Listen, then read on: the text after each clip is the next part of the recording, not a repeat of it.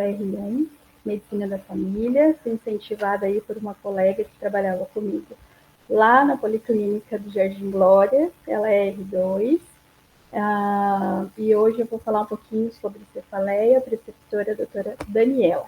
Confesso que faz algum tempo que não dou aula, mas é isso aí, né? Somos residentes e temos que voltar. Então, vamos falar sobre cefaleia. A cefaleia é uma síndrome dolorosa mais comum nos atendimentos aí da atenção primária, correspondendo a aproximadamente 10% das consultas entre os atendimentos, sendo que a cefaleia atencional ela é a mais prevalente. Porém, ela não é a principal causa, né? Não é por isso que o paciente acaba buscando tanto a unidade básica quanto o pronto atendimento. A enxaqueca, sim, portanto, é a causa mais comum da cefaleia entre os atendimentos realizados. Infelizmente, o correto diagnóstico da enxaqueca ela é dado em menos de 10% dos casos. Por isso que nessa aula a gente vai aí abranger e falar bem de cada uma delas, para que no final dessa aula não tenhamos nenhuma dúvida aí de diferenciar, né, a cefaleia tanto tensional quanto enxaqueca, quanto fazer um bom diagnóstico diferencial aí das cefaleias secundárias. Prevalência. Existem, entretanto, mais de 150 tipos diferentes de cefaleia. Por isso, antes de procurarmos os critérios das cefaleias mais comuns, a nossa visão ela vai ter que ser sindrômica. Por quê? Porque aqui a gente vai buscar os sinais e os sintomas que identifiquem gravidade, né? Para avaliar aquele paciente que é sugestivo de ter uma cefaleia por uma causa secundária ou por uma causa grave. Então, quando a gente identificar esses sinais e sintomas, a gente vai prosseguir com uma investigação um pouco mais minuciosa e vai avaliar se a gente vai encaminhar esse paciente para o especialista ou vai ter que fazer um exame de imagem para a gente avaliar um pouco melhor. A boa notícia é que menos de 1% dos casos temos doenças intracranianas graves, graças a Deus. Classificação. Então, a gente classifica aí a cefaleia entre primárias e secundárias. Cefaleia primária, ela não decorre de outra doença subjacente, ou seja, é a cefaleia que é causada por ela mesma, né? É a cefaleia puramente dita. E aí, dentro dela, nós temos a enxaqueca, conhecida também como migrânia, cefaleia tipo tensão, que é a cefaleia tensional, ou cefaleia em salvas.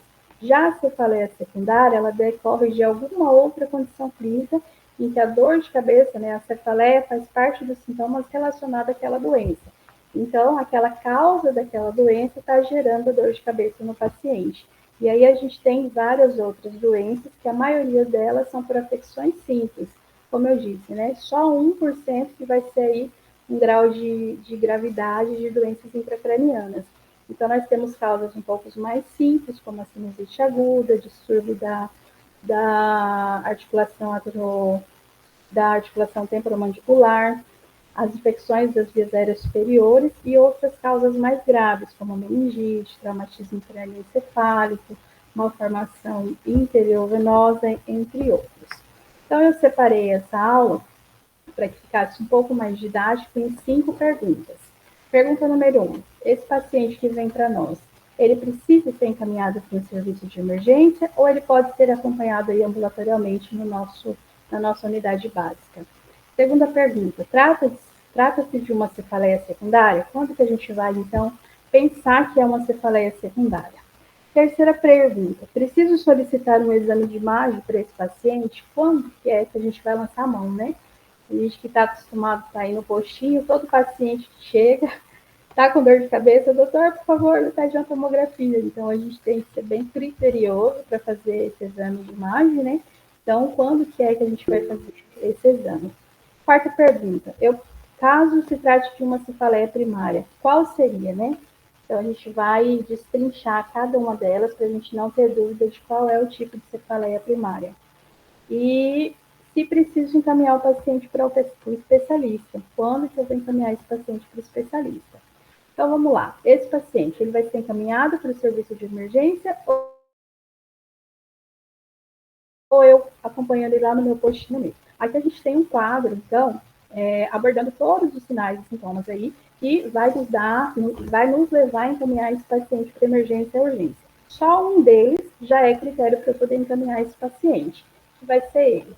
Um aparecimento súbito de uma dor descrita como o pior sentido da vida, uma intensidade muito forte, em pouco tempo após o seu início, eu já encaminho esse paciente, uma evolução insidiosa e progressiva com ápice em poucos dias, um estado de mal migranhoso, então aquele paciente que tem a migrânia e ela fica em mais de 72 horas, é refratário ao tratamento, então também vai encaminhar esse paciente.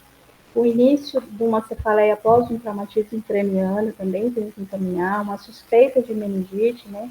A gente vai falar mais adiante um pouquinho sobre a meningite, mas é um paciente que a gente também tem que encaminhar. Paciente imunossuprimidos, com HIV, com AIDS, com um padrão novo de cefaleia ou alteração no exame de imagem por lesão expansiva compatível com toxoplasmose, eu também encaminho esse paciente para um serviço de urgência. Um padrão novo de cefaleia em paciente com história recente e atual de neoplasia, então um paciente que já teve a neoplasia, que já tratou, ou que está uma suspeita de uma nova neoplasia, a gente vai também encaminhar ele, ou com displasia sanguínea. Um padrão novo de cefaleia iniciado em paciente com mais de 50 anos nos deixa atentos, com dor à palpação e edema na artéria temporal superficial, mialgias, ou VSG elevado, edema de papila no exame de oftalmoscópio, sinais neurológicos focais, aquele paciente que cursa com convulsão, a gente também vai estar investigando essa cefaleia, crise hipertensiva, confusão mental, suspeitas de glaucoma, a gente também vai estar encaminhando esse paciente para o serviço de emergência e urgência, tá? E aí a gente pula para a segunda pergunta. Trata-se de uma cefaleia secundária? Aqui a gente, para fazer o diagnóstico, né, diferencial, se é uma cefaleia primária ou uma cefaleia secundária, nós temos os red flags. O que são os red flags? São os sinais de alerta, né? A gente vai ficar atento com esses sinais de alerta, porque esse paciente ele vai necessitar de uma avaliação um pouco mais cautelosa, porque sim, ele pode ser um paciente que tem cefaleia secundária. E aí a gente tem esse mnemônico aí para ajudar a lembrar, que é o SNOOP. Então, o que é o SNOOP? O S vai ser sintomas sistêmicos, né? Dentro dos sintomas sistêmicos, a gente vai avaliar se esse paciente que tem cefaleia, ele tem febre, se ele tem rigidez de nuca, se ele faz uso de anticoagulante ou drogas imunossupressoras, o N de neurológico, se ele tem alteração no seu exame neurológico, se é um paciente que tem convulsão, paciente com o N, o segundo N do SNOOP, neoplasia, se ele já teve neoplasia anterior, ou se é um paciente que a gente está aí suspeitando que ele tem um quadro de neoplasia, então a gente vai estar também avaliando ele. O ódio é um 7, um início súbito ou agudo, com grande intensidade e rápida. Então, o paciente vai dizer que é a pior dor da vida. E aí, a gente tem que estar bem atento, porque é uma dor como se fosse uma trovoada. Nesse caso, a gente vai pensar em hemorragia subaracnoide. O paciente aí com aneurisma intracraniano pode cursar com essa hemorragia subaracnoide. Então, a gente tem que ficar muito atento, porque ele vai dizer aí que é a pior dor de cabeça da vida dele. Older de idade, né? Então, uma cefaleia que começou após os 50 anos de idade, e a gente vai, né, avaliar se ele está tendo uma lesão expansiva, uma arterite de células gigantes, e o P, uma mudança do padrão de cefaleia. Então, o paciente ele vinha com uma cefaleia leve, moderada, que não era refratária ao tratamento, e de repente ele sente aí a pior cefaleia da vida. Então, a gente vai ficar atento a esses sinais aí, aos red flags, que nos mostra que é sugestivo que o paciente tem uma cefaleia, uma gravidade, né, ou uma cefaleia secundária. Além desses quadros, né, que a gente descreveu aí, a gente tem que ficar atento ao aumento de frequência ou intensidade das crises de dor de forma subaguda, cefaleia, né, aquele paciente que cursa com cefaleia diária, desde a sua instalação, todos os dias reclama, é refratário ao tratamento analgésico, paciente que tem crise convulsiva, sinais e sintomas de disfunção endocrinológica também. E aí aqui eu coloquei um quadrinho de meningite, que é um diagnóstico diferencial entre a cefaleia secundária, o paciente tem cefaleia, fotofobia, letargia, vômitos, rigidez de nuca, e aí os sinais meningos, né, vão dar positivo nesses pacientes. Então a gente vai ter uma rigidez de nuca, coloquei aqui no quadrinho, nesse primeiro quadrinho, elevação da cabeça e tronco em conjunto, o paciente vai sentir dor, né, vai ter uma rigidez de nuca. Sinal de Kern. Então, a gente vai fazer a elevação dessa perna do paciente e o paciente vai flexionar os joelhos de forma reflexiva, ele vai sentir uma dor. Então, esse é um Kern positivo. Sinal de Brudzinski. Então, a gente vai fazer a elevação da cabeça e quando a gente fazer essa elevação da cabeça, o paciente vai flexionar os joelhos de forma reflexiva. Então, a gente tem que estar atento aí aos sinais de ninja. Esse paciente vai ter que fazer uma coleta de líquor e aí encaminhar o paciente também para fazer exames. Hipertensão intracraniana também é uma causa secundária, cefaleia secundária. Aqui o paciente ele vai, Aqui o paciente ele vai apresentar vômitos, porém esses vômitos eles não vão ser precedidos por náusea. Além disso, ele tem um rebaixamento do nível de consciência e a cefaleia dele geralmente ela é de intensidade variável, é pulsátil ou em aperto. E aí quando a gente também pensar em tumor, que é uma cefaleia que vai ser constante e piora os sinais neurológicos focais. Terceira pergunta. Eu preciso, então, solicitar exame para todos os pacientes que têm cefaleia? Não. Assim como a gente viu lá naquele quadro, naquele primeiro quadro, né, que mostrava quando que a gente vai encaminhar o paciente para um serviço de emergência, aqui a gente tem um quadro que vai nos mostrar quando que a gente vai solicitar o exame de imagem para o paciente. E, via de regra, qual que é o exame que a gente solicita? Uma tomografia de crânio, tá? Então, a gente vai avaliar, então, se tem um padrão novo ou uma abundância recente no padrão da cefaleia. Se o início da cefaleia em pessoa com mais de 50 anos, nesse caso a gente vai lançar a mão sim de uma tomografia de crânio. Uma evolução insidiosa e progressiva com ápice em poucas semanas ou meses, a gente também vai pedir o exame. Dor que acorda durante o sono. Então, nesse paciente, estava dormindo e acordou com aquela dor de cabeça intensa. Também é um paciente que a gente tem que investigar. E uma dor desencadeada pelo esforço, por coito, por tosse, por uma atividade física ou por uma manobra de valsalva. Há condições clínicas, então, que a gente não necessita nem encaminhar esse paciente para o serviço de emergência, nem fazer o exame de imagem, nem mandar ele para o especialista, que são aquelas cefaleias que são de causas mais leves, digamos assim. Uma sinusopatia, um quadro gripal, bruxismo, transtornos visuais, cefaleias vasculares tóxicas secundárias à febre, substâncias tóxicas ou abstinência de drogas. Nesse caso, a gente não precisa nem referenciar ele, nem fazer nenhum exame de imagem. E há quem considere a cefaleia induzida por analgésico como secundária, enquanto que outros incluem ela dentro aí das cefaleias primárias. Quarta pergunta. Caso trate de uma cefaleia primária, qual seria? Então, aqui a gente vai bater bastante na tecla para a gente poder diferenciar bem, porque esse é o tipo de cefaleia mais comum que vai chegar tanto na unidade básica de saúde quanto no pronto atendimento. Né? E aí, dentro das cefaleias primárias, nós temos a enxaqueca, que é uma dor de cabeça intensa e debilitante, muitas vezes acompanhada de sintomas como náuseas, fotofobia e fonofobia, né? Então, aquele paciente que tem sensibilidade à luz, paciente que tem sensibilidade a barulhos, né? E acaba que ele fica mais debilitado, ele tem que ficar ali quietinho para aliviar essa enxaqueca dele. Cefaleia tipo tensional. É uma dor de cabeça descrita como se fosse uma pressão ou um aperto na cabeça, geralmente associado a alguma causa que aconteceu antes de desencadear essa cefaleia, né? Um estresse, uma tensão muscular. Cefaleia insalva, uma dor de cabeça unilateral e severa, que ocorre em episódios regulares com períodos de remissão. Então, aqui ela fica bem classificada, vou mostrar mais adiante. Então, vamos lá. Migrânia ou enxaqueca?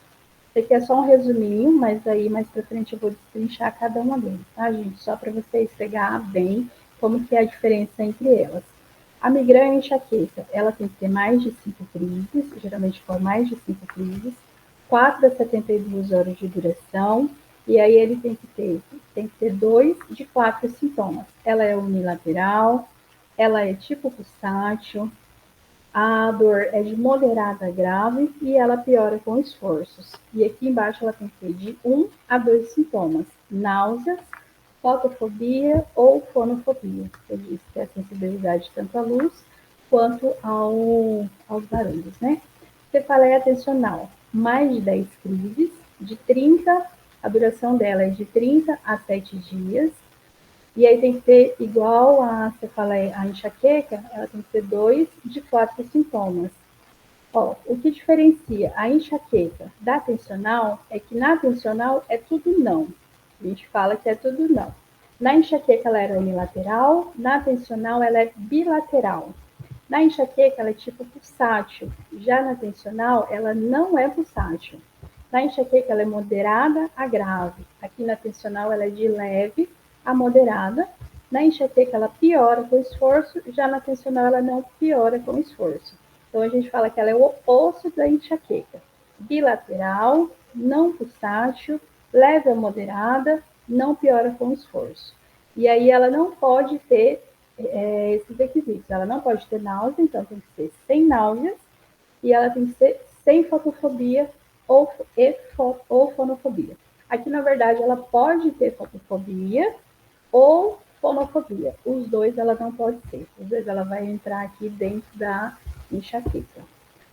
Pulando para cefaleia do trigêmino ou cefaleia em salva, o paciente vai ter mais de 5 crises, de 1 a 8 crises por dia, durando aí de 15 a 180 minutos, e ela vai ter que ter um dos 5 sintomas: hiperemia conjuntival, rinorreia, miose ou ptose, sudorese facial, edema palpebral. Aí eu coloquei uma foto aqui do paciente para vocês verem que aquele paciente que vem, né, com aquele lacrimejamento, é bem característico. O paciente que tem cefaleia em salvas, ele é um paciente que ele chega muito irritado, até é difícil de avaliar esse paciente. E aí, esse fator único que eu coloquei aqui embaixo é o seguinte: se o paciente estiver agitado ou em uma inquietação, ele não precisa ter esse critério aqui em cima. Então, ele tendo agitação ou inquietação, ele não precisa ter um desses 5 sinais. Só essa agitação e inquietação, a gente já consegue fechar o diagnóstico da cefaleia em salmas, tá? Coloquei um quadrinho para diferenciar bem, né, a migraña do tipo tensional, que é o que às vezes acaba confundindo, então localização unilateral, na tensional bilateral. Gente, se eu estiver falando muito rápido, vocês falam aí que eu dou uma que eu coloco no modo 1. Duração de 4 a 72 horas, na tensional de 30 minutos, podendo ir até 7 dias. A intensidade de moderada a forte, a tensional ela vai de leve a moderada. Na migraña, ela tem fotofobia e fonofobia estão presentes, na tipo tensional não. Ela é pulsátil na migraña e na tensional não é pulsátil. Critérios diagnósticos, então, para enxaqueca sem aura. Então, foi tudo aquilo lá que eu tentei resumir, para que ficasse claro, vocês entendessem, e aqui a gente destrinchasse um pouquinho melhor. Então, tem que ter história de pelo menos 5 crises álgicas, a cefaleia dura de 4 a 72 horas, presença de pelo menos 2 do seguinte: unilateral, pulsátil, a intensidade de moderada forte e piora com a atividade física. Presença de pelo menos um dos seguintes: náusea, vômitos, fotofobia e fonofobia. A aura não é essencial para o diagnóstico de enxaqueca.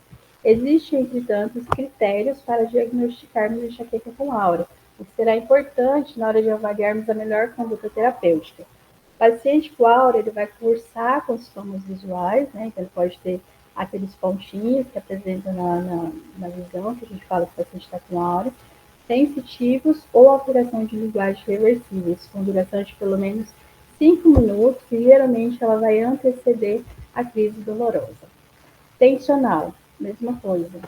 Ela é a presença de pelo menos 2 dos seguintes, né? Localização bilateral, característica em aperto, intensidade fraca a moderada, não agrava com atividades rotineiras, não tem náusea e vômito, ele pode manifestar fotofobia ou fonofobia, mas os dois não, e não é atribuído a outros transtornos. Já em salva, há uma forte associação da cefaleia em salvas e o tabagismo. Isso eu não tinha colocado naquele quadrinho, coloquei aqui. Trata-se de uma cefaleia de intensidade forte, muito forte. Ela cursa com curta duração, ela é unilateral e ela geralmente está presente na região periorbitária ou temporal. Tem que ter pelo menos um dos seguintes: hiperemia conjuntival, lacrimejamento lateral, congestão nasal, rinorreia, edema palpebral, sudorese frontal, miose, e aí a sensação de inquietude e agitação, como já tinha dito, não necessita que tenha um desses sintomas aí que a gente falou assim. O paciente que tem cefaleia e salva, ele vai ter que fazer o acompanhamento com um especialista. Então, o paciente que chega para nós na unidade básica é um paciente que a gente tem que fazer uma boa anamnese, um bom exame físico para a gente poder diferenciar, né? Como eu coloquei lá no primeiro quadrinho, menos de 10% das enxaquecas é feito o diagnóstico de forma correta. Então, por isso que a gente tem que fazer uma boa avaliação. Ver a localização, se ela é holocraniana, se ela é bilateral, se ela é unilateral, se tem uma dor de cabeça retroorbitária, occipital, cervical ou alguma localização mais específica. A dor está sempre no mesmo lugar ou ela migra? Então, a gente tem que questionar o paciente a localização, a duração, né? Quanto tempo que ficou, porque isso vai nos diferenciar, né? A idade do início, há quanto tempo que tem a dor, se a dor é contínua ou episódica, a frequência que essas dores vêm, a intensidade, se ela é em aperto, se ela é em pressão, se ela é latejante, se ela é leve, né, se ela não atrapalha ali as atividades diárias do paciente, ou não, se ela é moderada, ela acaba atrapalhando ali as atividades dela cotidiana, ou se é uma dor de cabeça muito forte, excruciante, que o paciente não consegue nem fazer as atividades básicas dele. Sintomas associados. Se ele tem sintomas prodrômicos, se tem fotofonofobia, se tem náusea e vômito, se tem congestão nasal, se o olho fica vermelho, se tem diplopia, o paciente tem sintomas visuais, tontura, perda da força, parestesia, febre, tosse, fatores que podem ser desencadeantes, né? Se o paciente passou por algum estresse, privação do sono, se estava de jejum, se consumiu álcool, se deve ter muita cafeína, se está no período menstrual, se ele faz uso de algum tipo de medicamento, quais são os alimentos que ele faz uso, outros fatores agravantes ou de alívio. Tratamentos realizados, se ele faz uso de analgésico 2 ou mais vezes por semana, para a gente pensar na cefaleia causada por abuso de analgésico. Exame físico, pressão arterial, se a temperatura do paciente vai estar elevada, a gente vai sempre fazer uma uroscopia, uma otoscopia, avaliar os seios da face, palpar o trajeto da artéria temporal, palpar a articulação temporomandibular e fazer o exame neurológico para ver se tem algum déficit focal.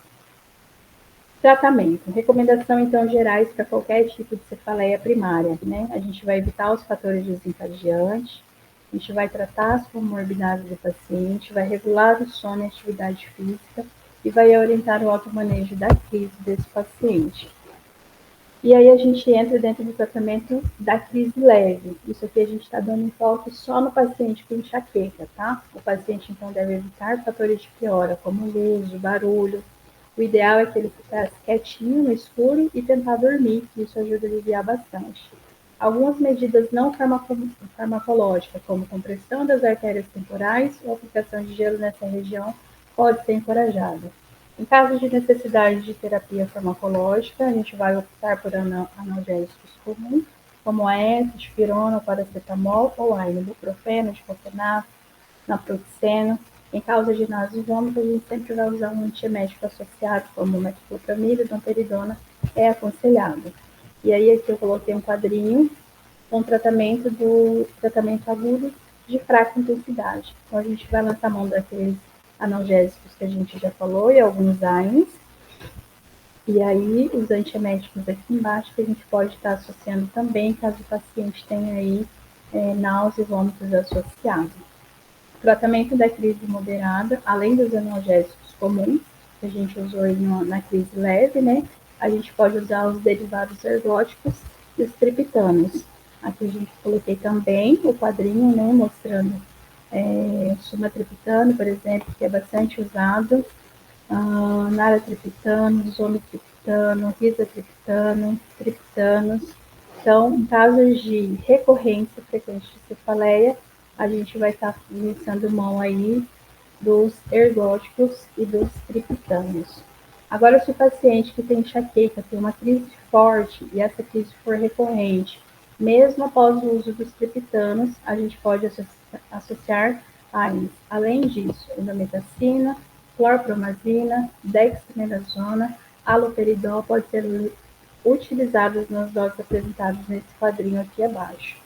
Então, eu descrevi de forma diferente porque a gente pega vários tipos de crise. Então, a gente inicia com aquele paciente que tem uma crise mais leve, depois a gente evolui aí para o paciente que tem uma crise moderada e aquele paciente que já tem uma crise de forte intensidade, a gente pode, além de usar, por exemplo, o sumatriptano, a gente pode lançar mão de uma dexametasona associada, que responde também muito bem para esse paciente. Observação. Máximo 3 gramas de AS por dia, máximo 3 vezes por semana, máximo de 2 a 4 miligramas de ergótico por dia e máximo 2 vezes por semana para evitar aí as cefaleias crônicas. O uso do triptano é contraindicado nas primeiras 24 horas após o uso de ergóticos. Dar sempre as preferências aos medicamentos disponíveis na farmácia da unidade e o uso de opioide não está indicado. Então, a gente vê, na prática, aí no pronto atendimento, algumas vezes acabo pegando colegas que acabam fazendo uso do tramadol para paciente com cefaleia, não se faz o uso de opioide nesse paciente. Tratamento profilático. Paciente, então, que cursam com mais de 4 crises em um mês.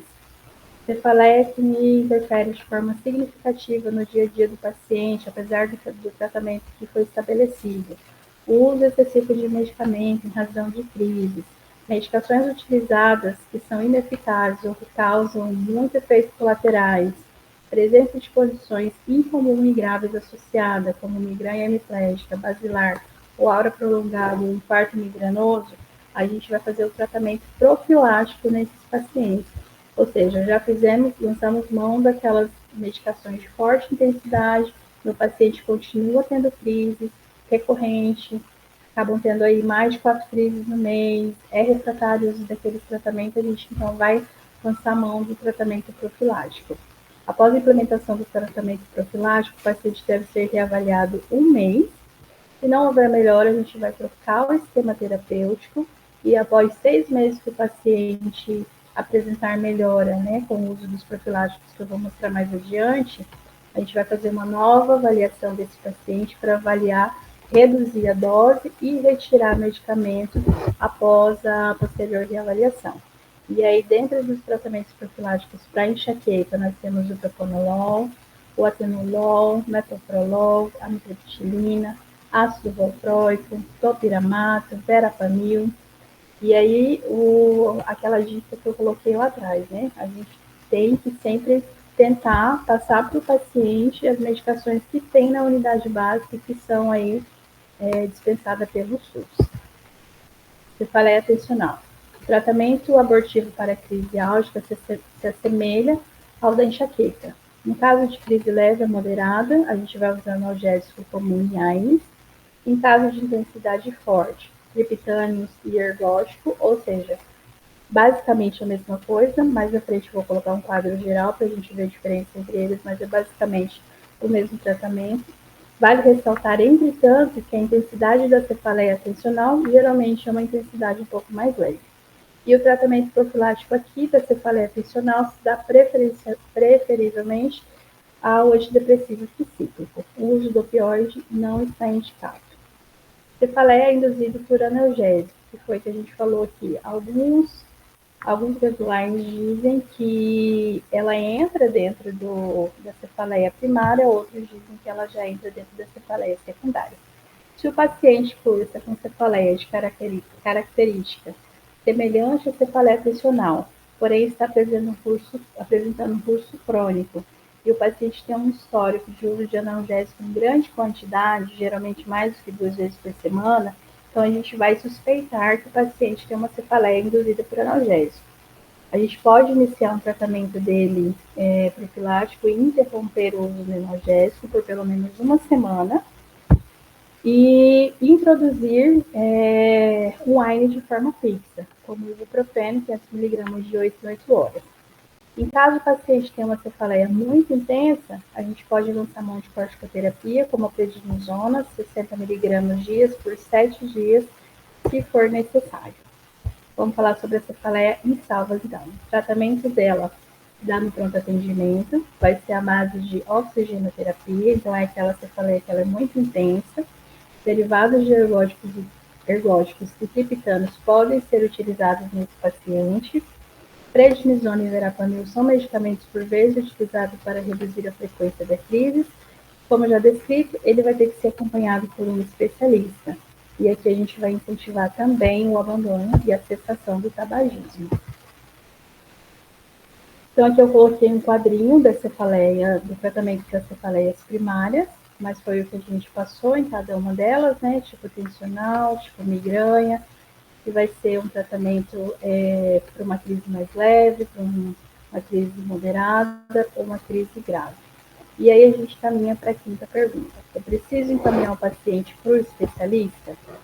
Então, vamos lá. Para neurologia, pacientes que necessitam de exames de imagem disponível na atenção primária, paciente que apresenta cefaleia, não enxaqueca, nem intencional, nem induzida por analgésico, ou secundária a outras condições clínicas de baixa gravidade, enxaqueca ou cefaleia tensional refratárias à terapia profilática. Todos esses casos a gente vai encaminhar esse paciente para o neurologista.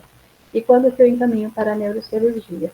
Pacientes que necessitam de exames de imagem indisponíveis na atenção primária, pacientes que apresentam cefaleias que não enxaqueca, a mesma coisa, né?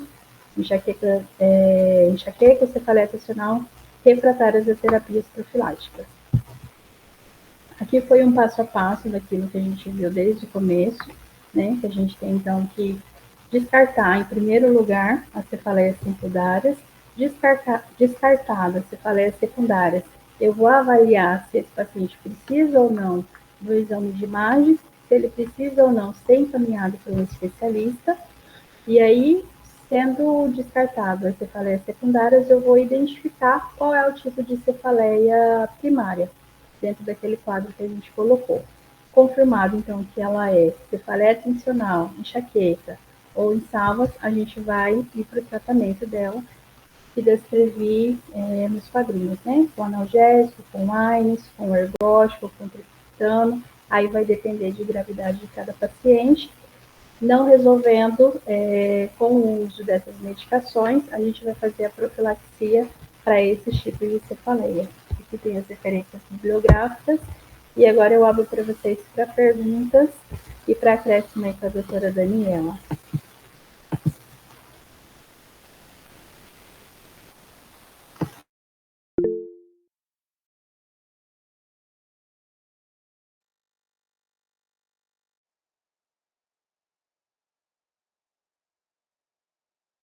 Olá.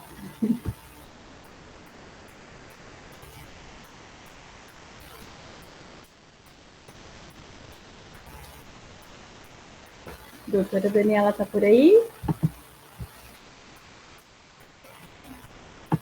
Obrigada, gente. Confesso que eu fiz essa aula com dengue, morrendo de febre, mas já tinha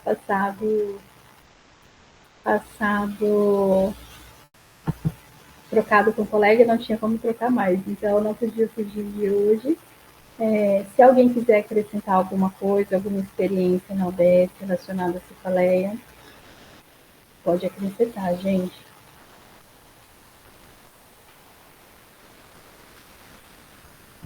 Não? Ah, tá. Ó. A Dani está dizendo que está ouvindo, ela só não está conseguindo responder a aula, tá? Alguém mais quer fazer algum comentário sobre a aula? Se não, eu vou finalizar. Perfeito. Posso finalizar. Então tá bom, gente. Obrigado. Até semana que vem. Boa noite a todos.